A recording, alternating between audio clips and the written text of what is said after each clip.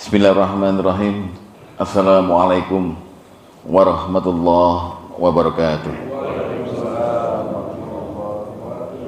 Innal hamdalillah nahmaduhu wa nasta'inuhu wa nastaghfiruh wa na'udzu billahi min shururi anfusina wa min sayyiati a'malina. May yahdihillahu fahuwal muhtadi wa may yudlil falan tajida lahu waliyyan mursyida.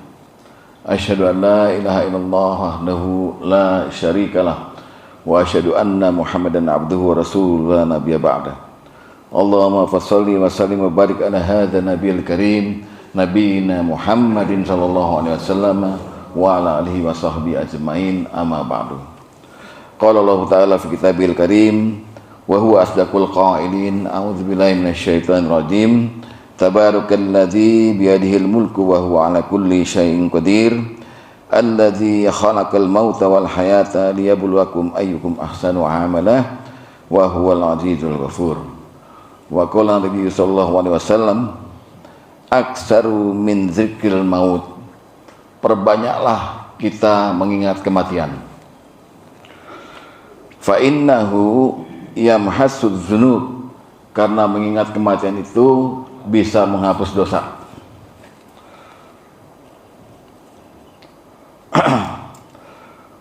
Wa yashhadu fid dunya, dan bisa memalingkan kita dari dunia. Shadaqallahul azim wa sadaqa rasulun nabiyul habibul karim wa nahnu ala dzalika minasyahidin wa syakirin walhamdulillahi rabbil alamin. Ma'asyiral muslimin wal muslimat wa zurratul mu'minin wal mu'minat, jamaah subuh Masjid Nurul Iman yang dirahmati Allah. Latah ya, maaf ya, mancing doang. Kalau yang ngantuk nggak apa-apa ya, ini ternyata nggak ngantuk. Baik, saya ulangi lagi, jamaah muslimin muslimat wal mu'min mu'minat Masjid An-Nas yang dirahmati Allah, amin. Dirahmati Allah ya. Mari sama-sama kita bersyukur kepada Allah Subhanahu wa taala. Pada hari ini Allah menambah lagi karunia-Nya, rahmat-Nya, pemberiannya berupa iman wal Islam dan umur. Saat mana baru aja kemarin nih, ada saudara kita di Jalan Alamanda ya? Blok A6, Pak Iqbal ya. Kita masih di sini, berarti kita masih dikasih kesempatan, dan kita manusia pilihan, amin.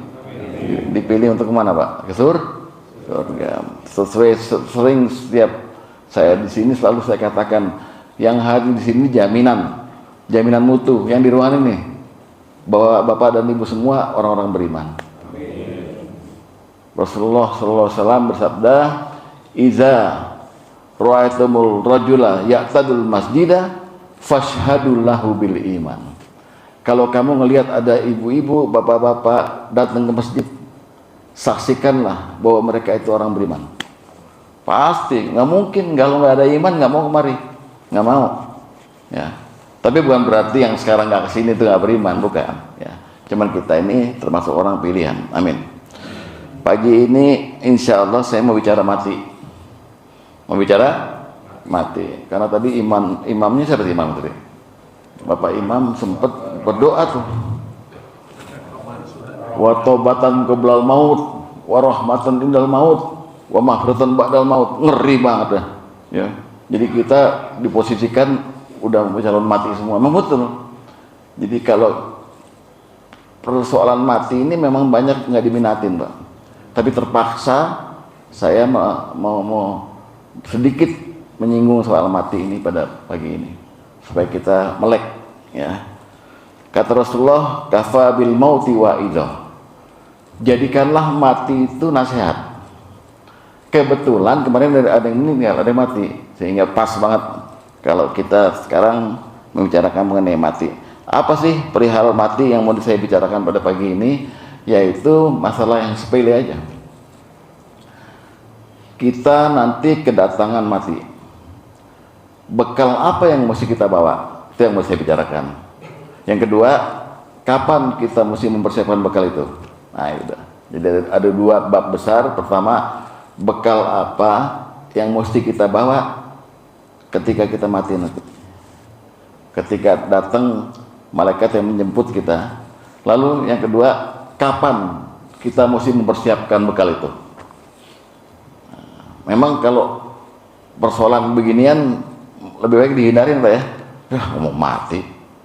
Ya, tapi kita mau nggak mau mesti mengakui bahwa setiap kita ini udah didaftar, udah ngantri, tinggal tunggu tanggal mainnya.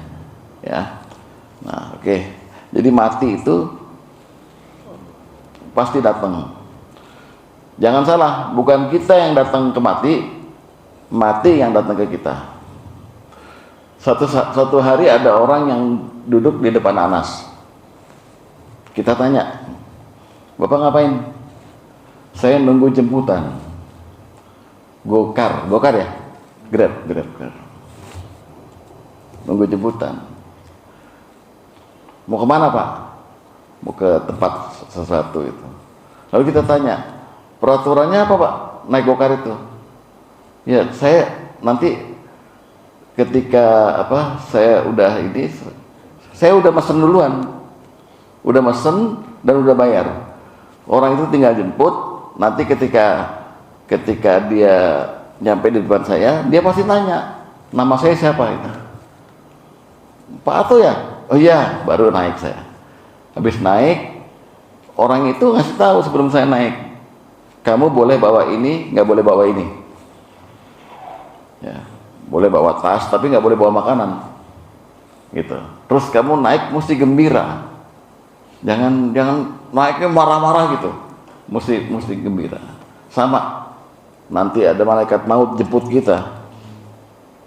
Itu yang pertama kali ditanya kita adalah nama kita. Bener nggak kamu namanya ini? Nggak bisa kita bohong. Oh, dia mau manggil nama kita gitu. Nggak bisa. Yang kedua, malaikat itu akan melihat kita. Membawa apa dia? Dan dia akan bilang, kamu nggak boleh bawa ini. Nah, itu.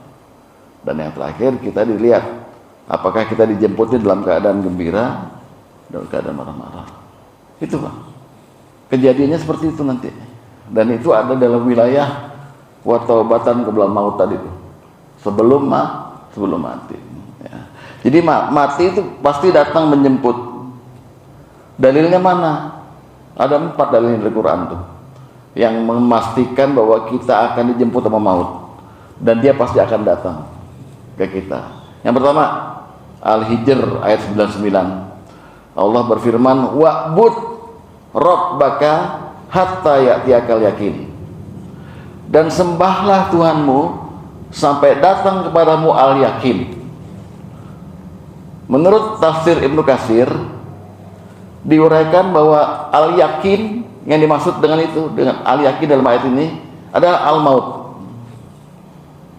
Tafsir dari Ibnu Abbas, Mujahid, Qatadah, jumhur ulama semua, al-yakin yang dimaksud adalah al-maut. Jadi makna dari ayat itu, sembahlah Tuhanmu sampai kamu kedatangan sang maut. Satu. Jadi kepastian mati itu datang ada di ayat itu. Mati akan nyamperin kita. Mati yang dimaksud adalah malaikat maut. Yang kedua, Allah berfirman, walai yuakhirallahu nafsan idza jaa ajaluha. Dan Allah sekali-kali tidak akan menangguhkan kematian seseorang ketika datang kematian itu. Datang. Jadi pasti mati pasti datang. Bapak hati-hati. Karena dia datang nggak ngelihat-lihat sesuatu, nggak lihat tua muda, orang kaya miskin, jabatannya apa nggak lihat, pasti datang. Ya, cuman kapan dia datang ntar kita bicarain. Itu yang kedua. Yang ketiga, kepastian dia datang adalah Allah berfirman, kullu nafsin za'iqatul maut. Za'iqah artinya ngicipin. Ngicipin dulu. Setiap yang berjiwa pasti ngicipin mati. Itu maknanya. Jadi nggak ada yang nggak ngicipin mati, nggak ada. Setiap makhluk pasti ngicipin mati, disentuh sama kematian itu. Nah itu 3 ayat itu menunjukkan pastinya datangnya mati pada kita. Nggak bisa nolak kita. Terus yang hebatnya ini, al-maut, kematian yang datang pada kita itu kuat, sangat kuat. Ini buktinya nih. Kata Allah dalam surat Al-Waqiah, nahnu qaddarna bainakumul maut wa ma nahnu bimasbukin. Kami, kata Allah, yang menentukan maut seseorang, dan kami nggak bisa ditolak, nggak bisa dikalahkan. Ketika datang maut itu, nggak bisa kita bilang ntar dulu deh, seminggu lagi. Itu Pak hebatnya maut tuh. Yang kedua, maut itu ngejar, farro ya firru, orang lari dikejar apa dia. Kata surat Al-Jum'ah, kul innal mautal ladzi tafirruna minhu fa innahu mulaqikum. Muhammad, katakan kepada orang-orang di An-Nas bahwa mati yang mereka farro ya firu, lari dari mati itu, fa innahu mulaqikum, mati pasti ngejar, pasti nguber, dapat dia Pak. Bapak mau lari kemana? Ke sono Serpong, sono ke Ancol, dapat maut mati. Itu yang kedua. Jadi maut tuh selain dia pasti datang, dia tuh kuat, nggak bisa dikalahin. Yang ketiga, yang paling menunjukkan bahwa dia tuh kuat tuh, ada ayat Al-Quran, Allah menyatakan, ainama takunu udrikumul maut walau kuntum fi burujin musayyadah. Di mana saja kamu berada, maut pasti nyamperin kamu, walaupun kamu ada di benteng yang kokoh. Maknanya benteng yang kokoh itu begini, malaikat maut itu nggak terpengaruh sama alam dunia ini. Seandainya, maaf ya, seseorang mati di pesawat, malaikat maut nggak ikut mati, meledak pesawatnya, nggak ikut mati. Orang mati tenggelam, malaikat maut nggak tenggelam, tetap bekerja nyabut mau bapak. Orang mati kebakaran, malaikat maut nggak kenal api, saking kuatnya dia gitu. Dan inilah sosok yang akan menjemput kita, pastinya seperti itu. Nah, agama ini, Islam ini menyuruh kita untuk mempersiapkan diri menyambut kedatangan maut. Ayo siap-siap diri, siap-siap bekal. Jadi persiapkan diri itu maksudnya mental ya. Mental dan fisiknya siapin untuk menghadapi maut yang jemput. Yang kedua, siap-siap bekal. Jangan main-main Pak. Orang mau jalan ke kantor nih, macam Pak Rahmat Sobari nih, ini istrinya pasti rajin nih bawain bekal, nasi sama apalah ya, tapi makan untuk berhemat. Kalau jajan kan ya lumayan berhemat. Itu ke kantor, ntar jauhan dikit bekalnya tambah lagi, mungkin bawa uang, yang penting bisa buat beli sesuatu, bekal. Tapi makin jauh orang berjalan, bekalnya mesti makin banyak. Begitu pula ini, jalannya kemana kita kalau mati? Ke akhirat, jauh. Jadi persiapkan diri untuk menyambut si maut itu, dan persiapkan bekal yang akan dibawa ketika Anda dicabut nyawanya itu. Tuh. Jadi agama itu menyuruh seperti itu. Kata Rasulullah, aksiru zikral wahadil lazati ya'minul maut. Perbanyaklah kamu ingat sama kematian. Kematian itu yang menghapuskan kenikmatan kamu di dunia ini. Putus kamu kenikmatannya. Perbanyak ingat. Caranya berbanyak ingat mati itu gini Pak. Misalnya Bapak iseng daripada main ke mall, nggak ada manfaatnya, banyak dosanya, ya, lihat-lihat perempuan atau apa, datang ke ICU, Fatmawati, Cipto, lihat tuh orang-orang yang udah sekarat, lihat yang udah koma. Datang ke tempat orang-orang kanker, lihat, wah Allah. Datang ke tempat orang meninggal, ikut mandiin, ikut nyolatin, ikut ngubur, itu namanya ingat mati. Ziarah kubur itu ingat mati. Nah kata Rasulullah, perbanyak ingat mati. Satu. Yang kedua, kata Rasulullah, orang yang cerdas itu, kata Rasulullah, aksaruhum lil mauti zikra. Orang yang banyak ingat mati, nih lihat, wa ahsanuhum lima ba'da'u istiqdada. Dan orang yang menyiapkan bekal terbaik untuk mati itu orang cerdas. Jadi agama ini nyuruh kita untuk siap-siap Pak. Ya, siap-siap, jangan ditunda-tunda. Lalu semua perintah itu dirangkum dalam Al-Quran di surat yang sering Bapak baca itu loh, Al-Hasyr. Ya ayyuhallazina amanu taqullaha wal tanzur nafsum ma qaddamat lighad. Wahai orang-orang yang beriman, bertakwalah pada Allah dan hendaklah tiap diri melihat apa yang dia bisa lakukan untuk hari esok. Bekal apa yang untuk dibawa untuk hari esok. Ini perintah. Ya. Jadi mari sama-sama kita renungkan. Kebetulan kemarin ada yang meninggal, Pak Iqbal itu, Allah yarham, semoga Allah ampuni dosanya, amin. Sehingga kita jadikan kematian Pak Iqbal sebagai nasihat. Ya, Pak Iqbal itu hari itu, saya hari apa ya? Saya kapan ya? Jangan GR Pak, mentang-mentang sehat terus bilangnya, 3 tahun lagi paling. Jangan GR. Siapa tahu 1 jam dari sekarang saya. Ya saya sih nggak apa-apa Bapak duluan. Saya bilang, kalau ini kan saya doain kalau begitu, ya hati-hati. Jadi mari sekarang pertanyaan yang besar, apa yang mesti kita persiapkan menyambut dan juga menyiapkan bekal. Pertama, perbaiki keislaman Bapak. Sempurnakan Islamnya Bapak. Karena orang Islam yang sempurna itulah yang nanti akan kalau dipanggil enak. Ini perintahnya ada dalam Quran nih. Ya ayyuhalladzina amanu taqullaha haqqa tuqatih. Hai orang yang beriman, bertakwalah pada Allah dengan sebenar-benarnya takwa. Wala tamutunna illa wa antum muslimun. Dan jangan kamu mati sebelum kamu punya Islam sempurna.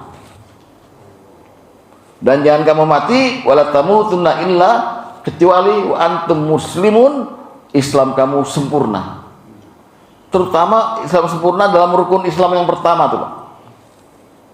Asyhadu an la ilaha illallah wa asyhadu anna muhammadar rasulullah. Hanya orang Islam yang sempurnalah yang bisa mengucapkan password alam akhirat.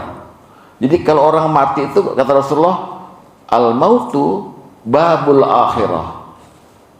Kematian adalah pintunya akhirat. Pintu akhirat itu banyak Pak.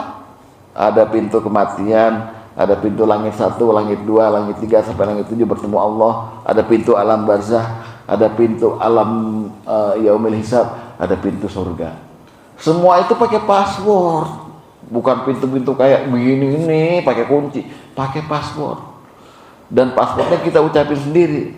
Makanya untuk selamat ketika dijemput sama maut pertama kali harus bisa ngucapin password. Orang yang bisa ngucapin password itu cuman orang Islam yang sempurna. Passwordnya mau tahu? Passwordnya adalah la ilaha illallah. Man kana akhirul kalamihi la ilaha illallah dakhalal jannah. Siapa yang di akhir hayatnya sempat mengucapin password la ilaha illallah, aman.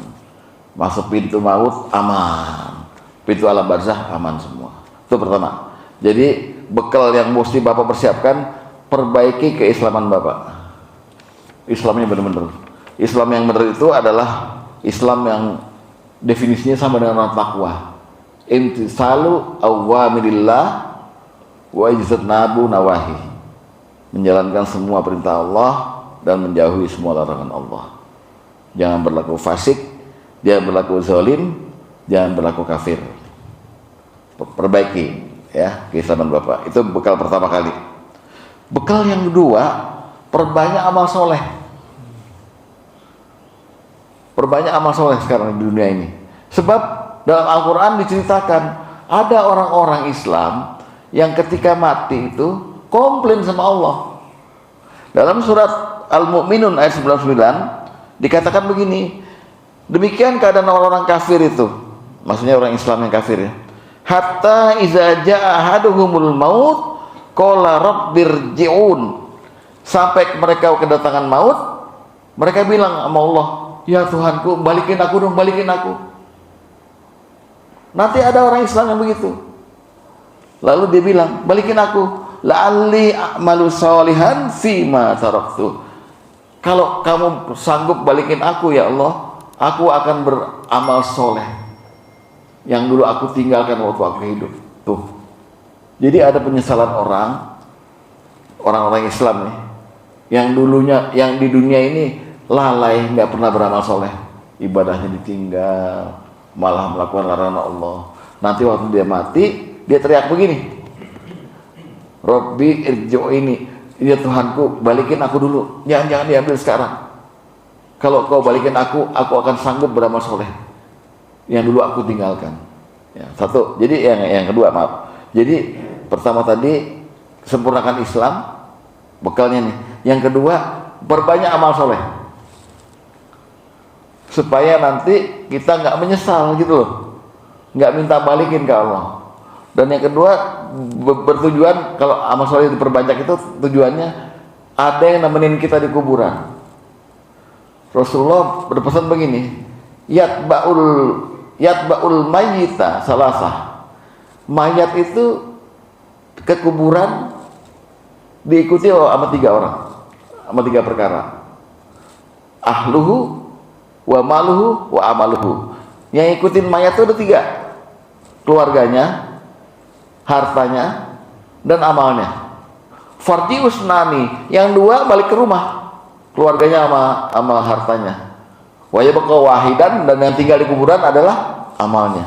Jadi perbanyak amal soleh itu supaya di kuburan nanti di alam barzah kita punya teman. Sholat kita nemenin kita, sedekah kita nemenin kita, ya, zakat kita nemenin kita, puasa kita nemenin kita. Semua yang sunnah-sunnah dilakukan, gitu loh, ya. Perbanyak amal soleh supaya nggak menyesal nanti. Itu yang kedua. Bekal yang ketiga adalah posisikan diri supaya pada waktu mati Bapak udah dalam posisi bertobat. Al-Quran berkata, walaisatit taubatu lillazina ya'maluna sayyi'at hatta iza hadara ahadakumul maut qala inni tubtul an. Tidaklah taubat itu diterima Allah dari orang-orang yang mengerjakan kejahatan atau dosa, yang kalau dia udah datang maut kepada dia baru dia bilang saya tobat sekarang. Jangan, nggak diterima yang begitu. Yang diterima adalah ketika Bapak mati, dicabut namanya, sudah dalam keadaan bertobat. Itulah makna doa Imam tadi, wa taubatan qoblal maut. Ya. Kenapa dalam posisi itu? Karena begini, karena tujuannya supaya kita mati nggak bawa dosa. Orang mati, orang Islam bawa dosa, masalah, pasti masalah. Jadi pertama kita mesti bisa mengucapin paspor, la ilaha illallah.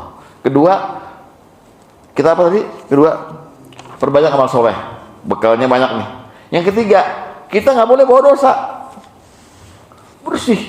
Karena orang yang bertobat itu at-taibu minaz zambi kamala zambalah. Orang yang bertobat itu dari dosa sama dengan nggak punya dosa. Yang begini pasti selamat, Pak. Ya, kalau bekal yang ketiga. Bekal keempat yang terakhir, kita mesti punya perasaan senang sama Allah. Senang bahasa Arabnya ridho. Ya. Dalam Al-Quran Allah menyebut beberapa golongan yang radhiyallahu anhum wa radu'an.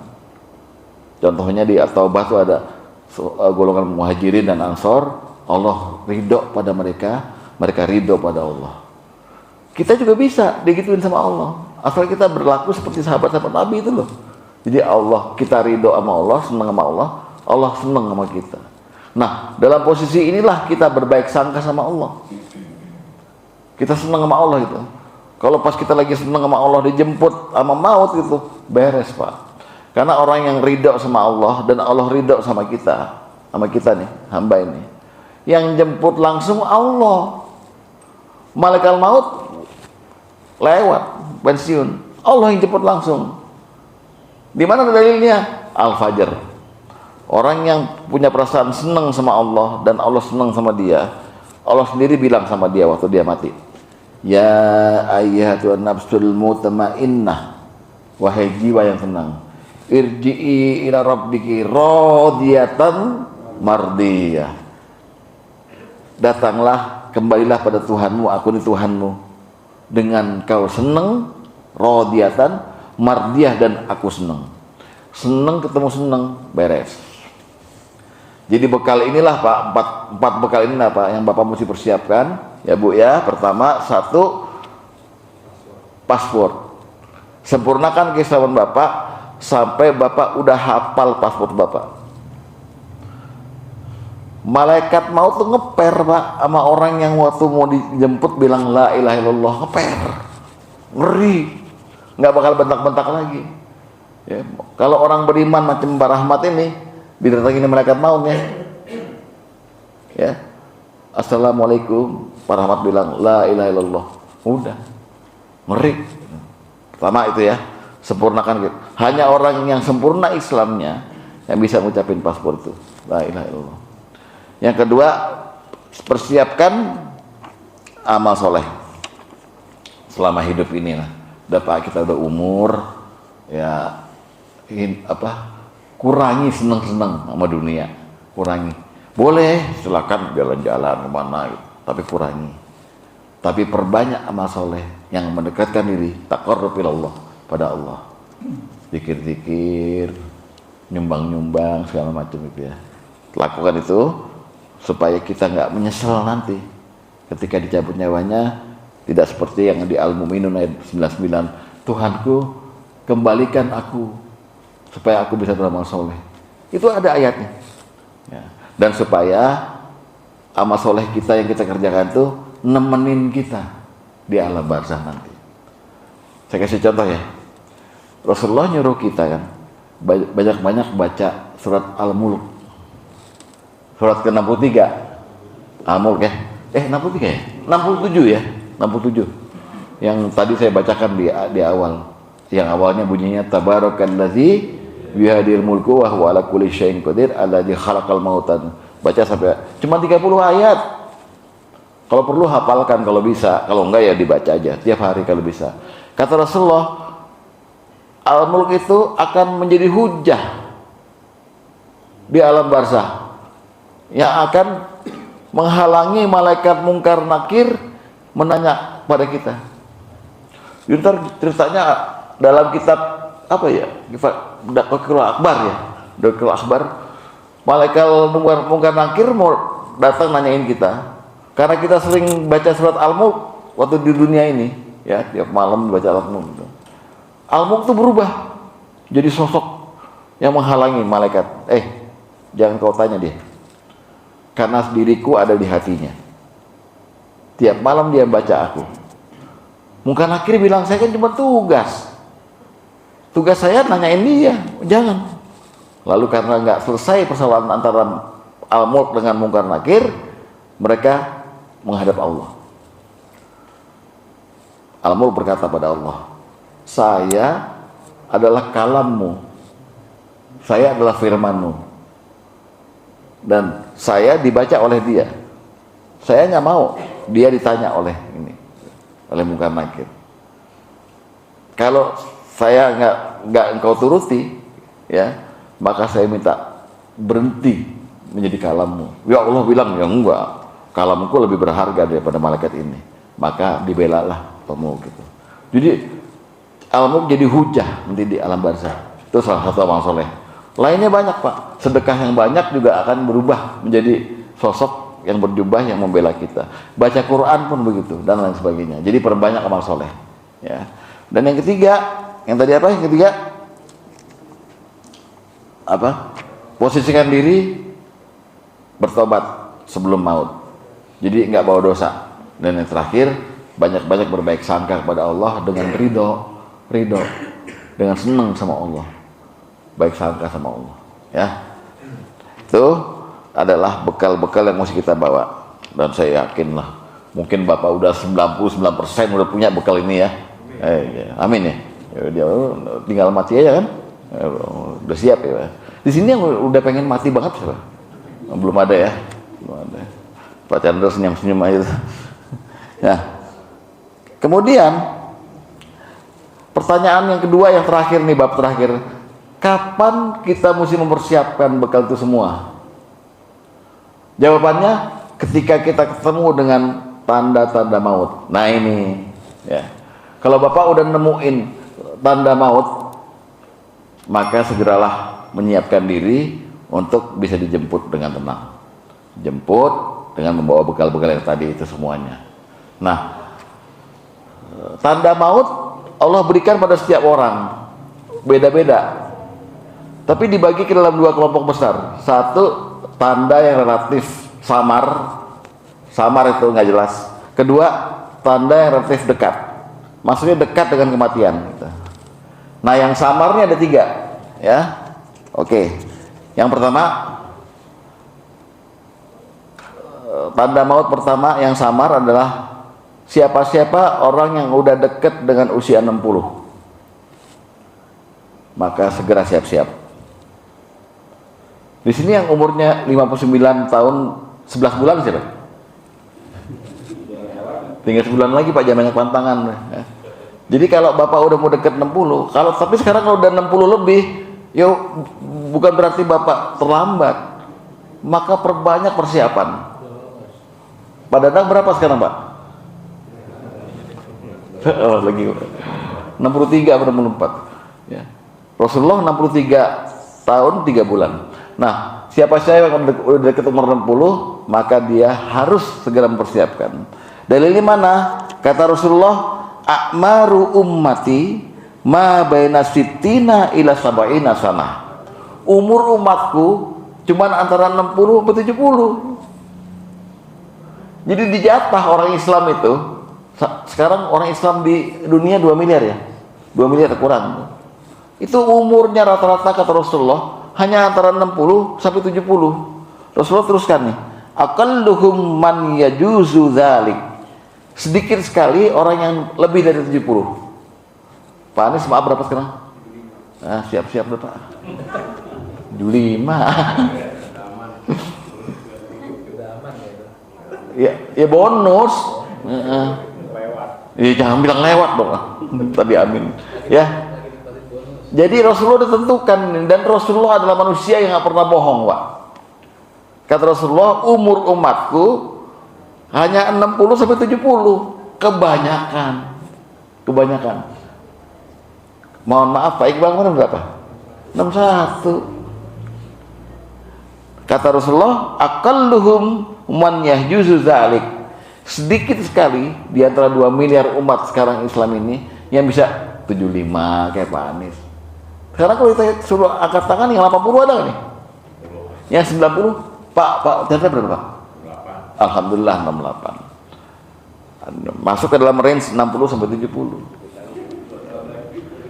Ya 2 tahun ya, amin. Ya, jadi satu, tanda maut yang pertama, cuman dia samar, karena kita juga nggak tahu matinya kapan. Kata Rasulullah, umur umatku jatahnya 60 sampai 70. Maksudnya setelah itu mati. Tapi sedikit, aqalluhum, sedikit dari mereka bisa mencapai di atas itu. Maka siap-siaplah ketika Bapak 58, 59. Ustadz berapa tuh? 5. Masih lama deh. Tenang tuh deh. Nggak usah banyak pantang, tetap makan aja apa aja. Saya 57. 3 tahun. Baik ya. Jadi yang pertama itu, kalau Bapak udah mendekati 60, maka langsung menyadari diri, saya mau siap-siap mati. Gitu loh maksudnya ya. Ustadz Loli berapa sih? 6, alhamdulillah ya. Ya, masih 9 tahun lagi. Yang kedua, ya, tanda-tanda maut. Inilah yang kedua, rezeki Bapak udah habis. Rezeki udah habis. Kata Rasulullah begini, inna nafsa lan tamuta hatta tastawfiya rizqaha. Seorang tidak akan mati sampai dia ngabisin rezekinya dia. Misalnya gini, ada buah apel di Washington, ditulis di bukunya Allah Lauhul Mahfuz bahwa dia akan dimakan oleh Pak Anies. Terjadi, Pak. Padahal buahnya di Amerika. Dua kemungkinan, Pak Anies yang datang ke Amerika sebagai turis makan apel itu, atau apel itu diekspor ke Indonesia. Tapi pasti jadi, karena ada jatah Pak Anies di situ, ya Pak ya. Gitu. Nah, tapi kalau orang udah mau mati, rezekinya itu udah habis. Malaikat Mikail nyari-nyari lagi, lapor sama Allah, ya Allah, rezekinya para persembari udah habis. Padahal dia umurnya masih segitu, ya Allah. Cabut, kata Allah begitu. Karena udah habis. Karena udah habis. Cabut, Pak, nyawa itu dicabut, bukan diambil. Kalau ada kata-kata tadi, cabut, wanazakna, dan kami cabut, sakit. Coba, rambut, kuku, ame gigi, dicabut, sakit nggak? Sakit. Lebih sakit dicabutnya cepat, apa pelan-pelan? Cepat apa pelan-pelan? Salah, pelan-pelan yang sakit, Pak. Coba gigi, pelaka, gitu. Coba rambut, iya. Jadi hati-hati. Ya. Nah, kata Rasulullah, rezeki kalau udah habis, maka orang itu tanda bahwa dia akan segera mati. Cirinya apa cirinya? Tuh orang nggak mau makan. Padahal senangnya sate padang, paru gitu, ditaruh situ, nah nggak nafsu gue, nah ntar lagi lewat, ya. Disuruh dikasih minum, nggak, udah kepanasan, ya. Dikasih durian ya belum tentu. Pokoknya orang itu rezekinya udah mau habis dan nggak ada yang tahu, makanya saya bilang ini tanda yang samar. Nggak ada yang tahu rezekinya habisnya kapan, nggak tahu. Gitu ya, itu yang kedua. Lalu ada tanda yang ketiga nih, ya, Bapak mesti sadar nih, orang itu yang mau mati ini tahu-tahu giat beramal soleh di luar kebiasaan. Misalnya kita lihat di subuh-subuh Pak Haji Chandra datang ajan, Allah, ini tanda nih, nggak pernah ajan. Nah itu contohnya. Enggak, ini buat contoh. Jangan tersinggung, Pak, buat contoh. Jadi gini nih, Rasulullah bilang begini ya, Pak ya. Iza aradallahu bi 'abdin khairan ista'malahu. Kalau Allah menghendaki seorang hamba itu menjadi baik, Allah akan menjadikan dia sangat kuat beramal. Udah ngaji mau ngaji lagi, udah sholat mau sholat lagi, udah sedekah mau sedekah lagi. Kalau Allah menghendaki dia itu baik. Sahabat tanya, sahabat bertanya, ya Rasulullah, wahai Rasulullah, kaifa yasta'miluhu? Bagaimana cara Allah menjadikan orang itu sangat kuat beramal? Rasulullah menjawab, yuwaffiquhu li amalin sholih qabla al-maut. Allah akan menjadikan dia sangat kuat beramal sebelum kematiannya. Summa yakbiduhu alaih, kemudian Allah cabut nyawanya ketika dia beramal soleh itu. Nah itu. Jadi Bapak mesti heran kalau tiba-tiba kok Bapak subuh udah mandi ke masjid, belum subuh masih jam 2 itu buka Quran pakai mikrofon. Orang bilang ntar lagi nih. Yang nggak biasa dilakukan itu, tapi dilakukan, dan itu nggak dikontrol oleh Bapak, karena Allah yang menggerakkan. Karena Allah menghendaki Bapak husnul khotimah. Gitu loh maksudnya ya. Itu adalah tanda yang ketiga, yang samar-samar ya. Nah, ini di antara Bapak udah pernah belum nih? Udah nggak doyan makan, terus udah usianya mau 60, terus sering-sering tau nggak? Nah, siap-siap. Ini jangan tersinggung, beneran nih, hati-hati ya. Lalu ada tanda-tanda yang relatif dekat. Yang tadi samar, sekarang yang dekat. Yang dekat itu adalah satu, seseorang yang mau meninggal, mau wafat, diberi maniyah. Maniyah itu adalah sebab-sebab yang mendahului kematian, peristiwa yang mendahului kematian. Contohnya kecelakaan, kepleset, tenggelam, makan durian. Emang makan durian mati? Misalnya, itu tanda-tanda. Atau diberi sakit. Nih mah, saya bukan dokter ya. Kalau bapak ada keluarganya yang dengan dokter, tolong tanyakan sama dokter itu.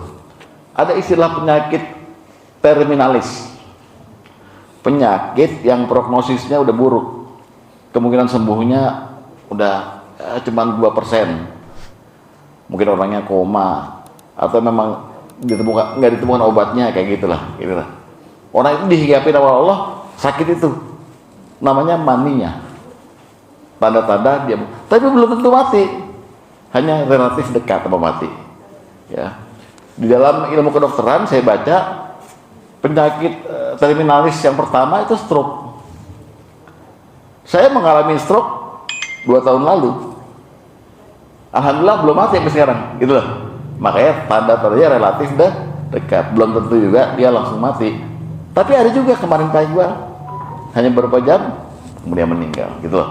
Ya, jadi kalau di antara bapak ada yang diberikan ujian berupa sakit gitu segala macam, mikir, siap-siap nih, kayak gitu, mikir.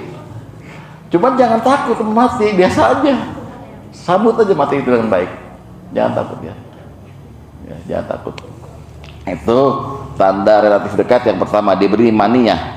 Itu ada dalam hadis, bunyinya begini Pak. Musli ibnu Adam wa ila janbihi tis'un wa tis'una maniyah. Anak Adam diciptakan sementara di sisinya menghadang 99 sebab kematian. Kalau dia luput dari yang satu, dia akan kena yang lainnya. Kalau semuanya dia luput, maka dia akan menjadi tua dan matinya tua. Mohon maaf, orang yang umurnya udah panjang seperti manis, kemungkinan besar udah bertemu dengan 99 penyebab kematian, tapi bapak luput. Entah mestinya ditabrak, akhirnya terhindar apa gitu. Ya, udah. Maaf ya Pak Dis. Gitu Pak ya. Kemudian tanda yang kedua yang relatif dekat, orang itu diberi kondisi sekarat. Sakaro itu artinya apa Pak Ustaz? Mabuk. Sakaratul maut artinya mabuk, antara sadar nggak sadar, kepala keliengan, foto demam tinggi gitu. Jadi bapak-bapak yang begitu tuh jangan nyari paramek, udah berobat ke dokter segala macam. Ya. Siap-siap juga gitu. Jadi orang diberi penyakit begitu ya, diberi kondisi sekarat. Rasulullah ketika mau wafat sempat di sisinya tuh ada baskom isi air. Beliau bilang begini, air tangannya celupkan taruh di mukanya, lalu beliau berdoa begini, Allahumma a'inni ala sakaratil maut. Ya Allah, tolonglah aku dari sekarat ini. Ya. Biasanya orang sekaratul maut tuh kadang-kadang takut tidur lama, dibangunin susah gitu. Masa toh ya, dipanggil sama istrinya, masa toh dianya gitu, tapi panas tinggi.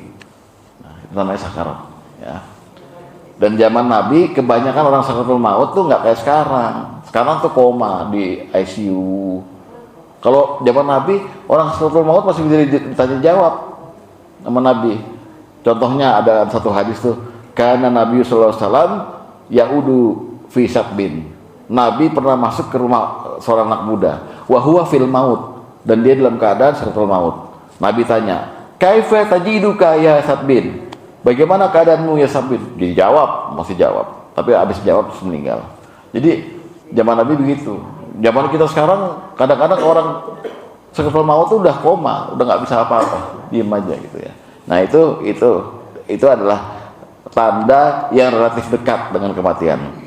Kalau orang dikasih itu ya siap-siap aja. Cuman jangan juga terlalu yakin. Kadang-kadang dokter di rumah sakit tuh suka mengada-ngada, Pak. Contohnya begini. Pernah ada yang datang ke saya, Pak Ustadz, ini ibu saya udah 10 bulan di ICU. Kata dokter, tinggal banyak berdoa aja. Cuman kalau keluarga mau memilih untuk menyelesaikan semuanya, tinggal cabut alat. Jadi kata dokter, kalau dicabut mati. Kan gede Pak biayanya ICU. 1 hari 4 juta. Belum obat, belum dokter, misalnya gitu ya. Lalu tanya kepada saya, gimana Ustaz? Dokter bilang begitu.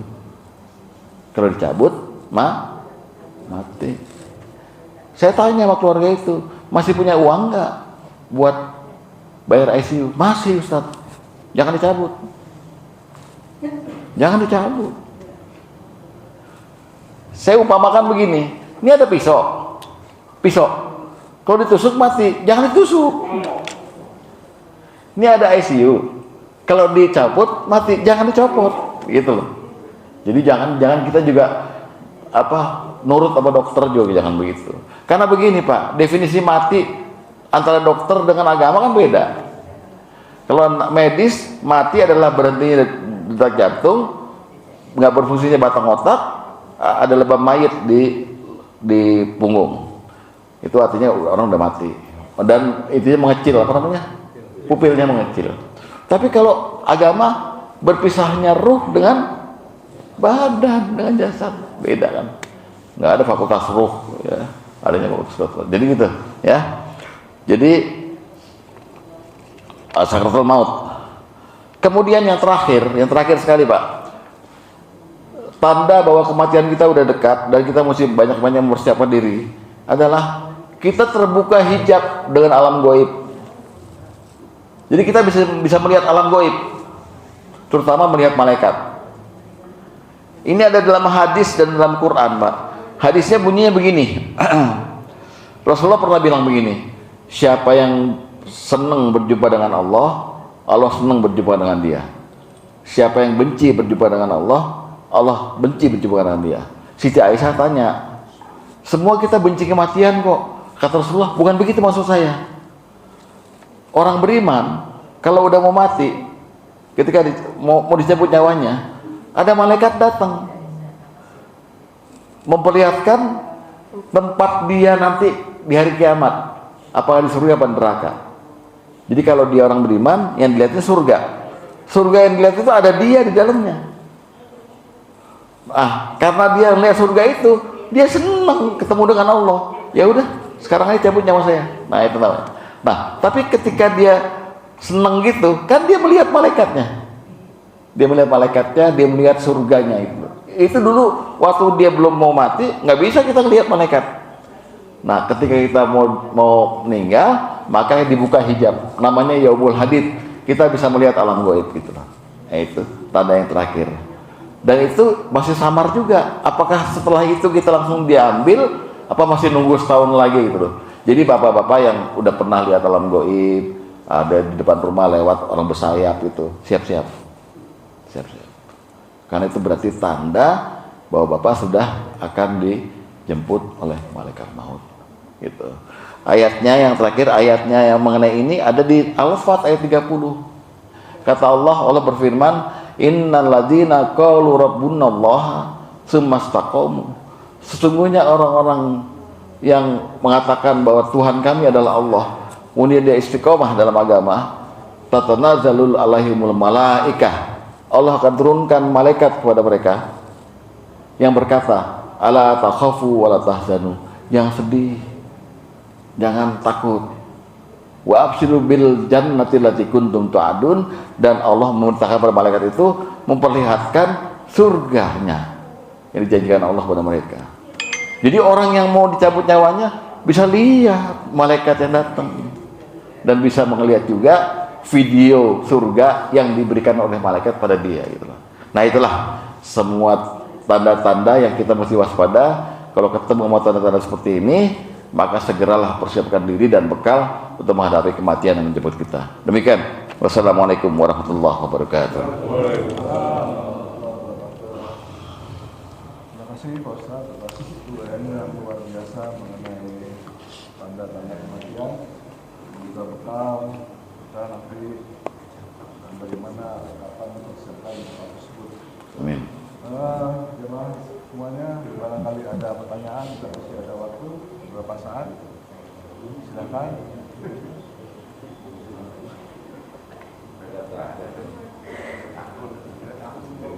Apa kalau kematian enggak? Pak Anies, alhamdulillah. Ya. Waalaikumsalam. Mana Pak?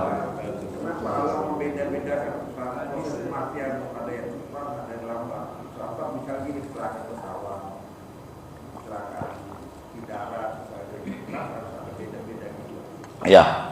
Jadi dalam ayat tadi itu Al-Mulk Pak, alladzi khalaqal mauta wal hayata liyabluwakum ayyukum ahsanu amala. Allah ciptakan maut yang berbeda-beda untuk menguji manusia, memfilter siapa yang terbaik. Makin jelek dia di dunia, makin susah dia matinya. Ujian Pak, filter. Itu kerjaan Allah Pak, memfilter manusia. Di dunia hidup ini kita diuji dengan kesenangan, dengan keburukan. Mati juga begitu.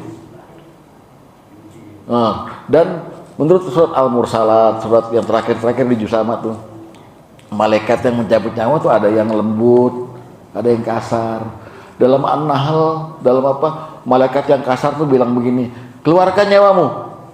Hari ini kamu dibalas. Punggungnya, ruhnya ya Pak ya, punggungnya digebuk, depannya digebuk. Tapi kalau untuk orang beriman, assalamualaikum ya Rahmat Saudari, ayo berangkat. Siap, kata dia gitu, siap. Tapi nanti 20 tahun lagi masih pengen ya, gitu Pak Anies, sebagai ujian dari Allah. Ada lagi yang pengen mati? Yang pengen nanya, maaf.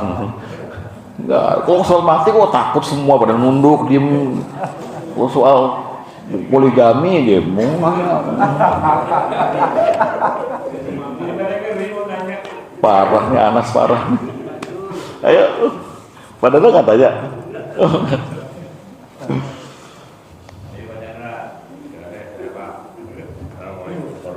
Waalaikumsalam warahmatullahi wabarakatuh. Orang yang mau meninggal Pak itu juga ditalkin. Oh ya, talqin itu artinya mengajarkan, membimbing. Dalam sebuah hadis ada gini, lakinu mautakum bila ilaha illallah. Ajari orang yang hampir mati di antara kamu dengan kalimat la ilaha illallah. Itu tadi, barangkali nih orang nggak tahu password, karena orang sakaratul maut itu mabok.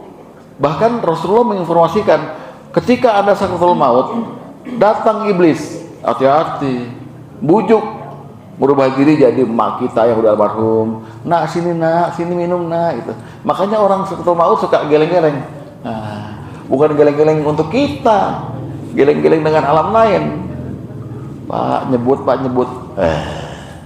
gitu. Hati-hati. Makanya lakinu mautakum, ajari dia la ilaha illallah. Tapi ngajarin ini jangan sering-sering. Di kuping kanan tiap 10 menit aja la ilaha illallah, tinggal. Jangan Bapak bilang la ilaha illallah, jangan gitu di kupingnya. Iya, maka itu ya, ajarin pelan-pelan. Itu Pak, maknanya diajarkan. Dan kalau menurut Imam Nawawi dalam Al-Azkar, talqin itu ada dua, sebelum dia mati dan setelah dia kuburkan. Ya, Ustaz ya. Karena membimbing dia juga, nanti kalau ada muka nakir datang, jawabnya begini gitu. Itu talqin yang kedua. Jadi diajari, dibimbing. Gitu Pak, Haji. Nggak usah takut Pak, beres. Ada lagi yang mau mati? Haji, Pak Haji. Assalamualaikum warahmatullahi wabarakatuh. Waalaikumsalam. Ya, ini terkait dengan persiapan saja. Persiapan. Ada satu cerita barangkali ada yang meninggal itu sebulan sebelumnya ngasih tahu keluarga gitu ya. Iya. Nanti kalau keluarga jangan pergi jauh gitu. Ya. seminggu mendekati, tolong keluarga kasih tahu hari ini para ke rumah itu tolong siap-siap. Iya. Ya itu gimana kan? Ya kira-kira ya untuk bisa memberikan gambaran kepada kita. Yang ditanya apanya? Persiapan yang beliau itu bisa sampai bisa tahu. mengetahui. Iya. itu, kan? Ya, baik.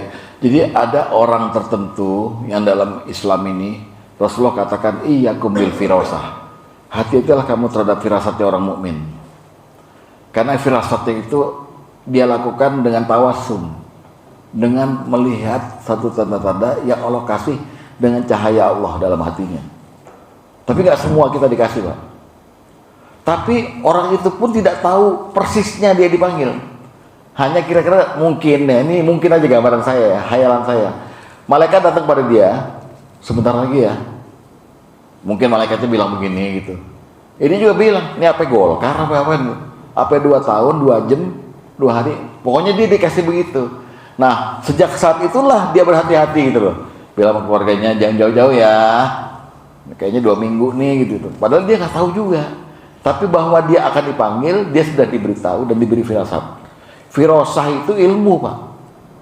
Kalau kita sedang berfirasat, namanya kita sedang bertawasum, sedang melihat tanda-tanda yang Allah kasih pada kita. Gitu. Ya, biasanya kita melihat mukanya orang atau omongannya, gerak-geriknya.